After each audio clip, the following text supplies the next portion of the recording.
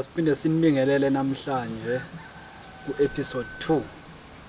Lo nibingelelayo umfoka Sibima beya ngenkomo abafoza bebiya ngamahlahla. Umanyelelo wentombi yesona inkomo kayisengele sibayini sengela emaweni ngoba mayisengele sibayini akusiyona yakhona. Ihlahla esimagatsha gatsha elinye libheke empumalanga elinye libheke entshonalanga. Njoba sichaza lezi zinto ezimbili umlanjwana nevezandlela.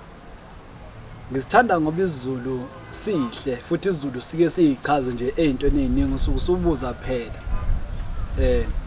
Uma uzokhumbula kwi-episode yokuqala la khona besithinta indaba yethongo nedlozi, ngeke ngakucacisa ukuthi ngaphambi kokuba uthole incazelo yento noma ubuqiniso bento kufuneka kubheke ukuthi ingena kanjani kuthina ebuthineni kanye futhi nasolimini lwethu. Ilawo khona usuthola khona iqiniso laleyo nto leyo. Uma sizothinta igama lithi ivezandlela liyayichaza ukuthi njengoba ngiganela ekhaya ngiyintombazana yaSibanibani, le ngane enginayo ke ivele ngamadlebe la ekhaya ngoba ayisiyona yala ekhaya ngokuphelele.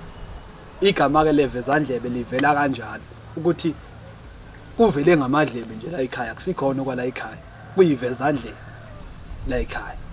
Bese kuthi umlanjwana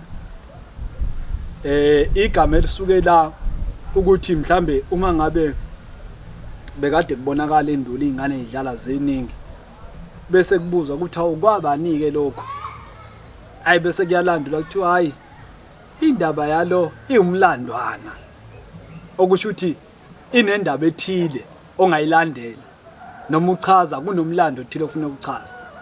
Kwase kuthiwa ke inomlanjwana kususela egameni lobunye ukuthi umlanjwana shuthi into encane isinciphiso ngisho njalo umlanjwana ngoba uma kumlando omningi kuthiwa umlando.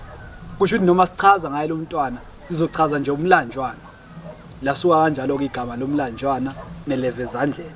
Ngenzela ukuthi njengoba ngicacisa lokho ukuthi abantu bathi noma bebiza into bayibize beyazi futhi beyiqonda. Abangaqondi bakubuze futhi ngiyathemba ukuthi uma bekubuze kule episode kuyothi ngelandelayo ngaphambi kokuba singene kwesinye isihloko siyokwazi uqala siphendule le mibuzo le eqhamuke kule episode le. Ngiyabonga.